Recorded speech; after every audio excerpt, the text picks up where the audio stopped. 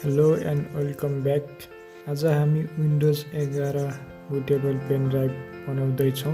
So video अन्तिमसम्म हेर्नुहोला अनि बल्ल विन्डोज 11 बुटेबल पेन ड्राइभ बनाउन सकिन्छ। So let's start. सुरुमा Rufus and Windows 11 ISO file download गर्नुपर्छ। डाउनलोड गर्नको लागि लिङ्क तल डिस्क्रिप्सनमा हेर्नुहोला।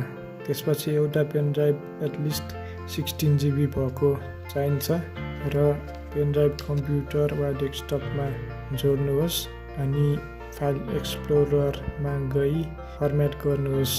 त्यसपछि रुफुस खोल्नुहोस्। त्यसमा पेन ड्राइभ अटो डिटेक्ट हुन्छ अनि बुट सेलेक्सनमा गएर विन्डोज 11 को आइसो फाइल सेलेक्ट गर्नुहोस् अनि स्टार्ट गर्नुहोस्। 2 मिनेट भित्रमा रेडी हुन्छ बुटेबल पेन ड्राइभ। बुटेबल भइसकेपछि यस्तो देखिन्छ। सो यसरी बुटेबल पेन ड्राइभ बनाउन सकिन्छ। र अब विन्डोज 11 मोबाइलबाट कसरी बुटेबल पेन ड्राइभ बनाउने र कसरी विन्डोज 11 कम्प्युटर वा ल्यापटपमा इन्स्टल गर्ने अर्को भिडियो लिएर आउनेछु। Subscribe and click on bell if you don't want to miss the upcoming video.